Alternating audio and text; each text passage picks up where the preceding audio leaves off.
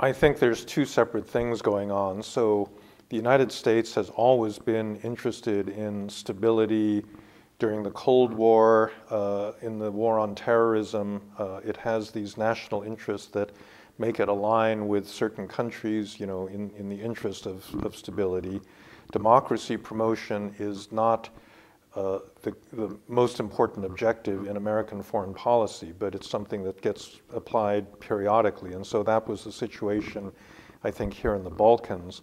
But there's a separate issue that's come up since Donald Trump has been elected, which is that he is one of the first American presidents that actually doesn't seem to believe in democracy as an objective in any sort of American foreign policy. He is much more comfortable with people like Putin or Erdogan or Sisi in the Philippines or Sisi in Egypt, and he doesn't seem to like other democratic allies very much.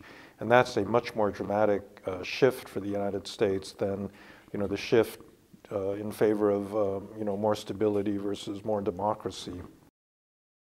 Well, I think that clientelism is not a good thing, but it is, I think, an almost universal early form of democracy in which a leader exchanges favors in return for votes.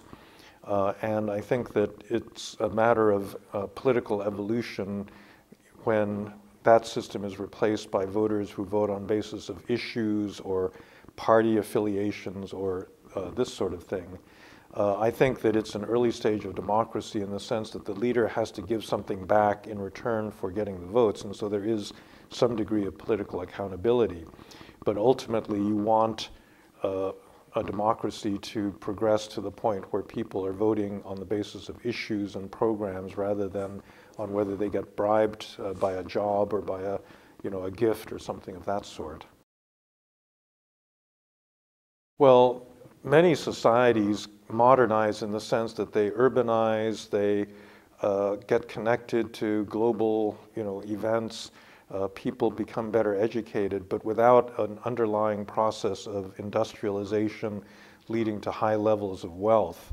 And I think that this has been the case in the Balkans, where people culturally seem more modern, but it's not the result of several decades of very rapid growth the way it was in Korea or China or other countries that did undergo this modern development process. And that, I think, leads to certain big problems because in a certain sense the societies are stuck economically, and it leads to discontents that don't exist in a fully modernized society.